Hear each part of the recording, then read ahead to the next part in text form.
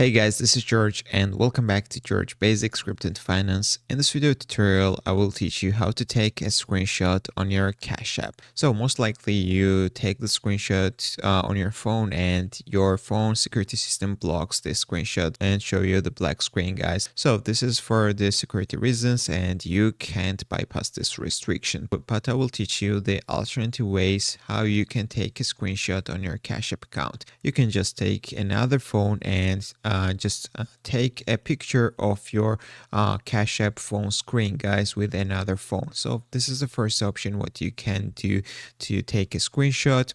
You can also use your laptop or PC camera, guys. So for example, you have got the personal computer with web camera, so you can just capture your phone screen with personal computer's camera, guys, or your laptop's camera. And also I will tell you about the third way how you can take the screenshot. You can use the PC emulator, for example BlueStacks.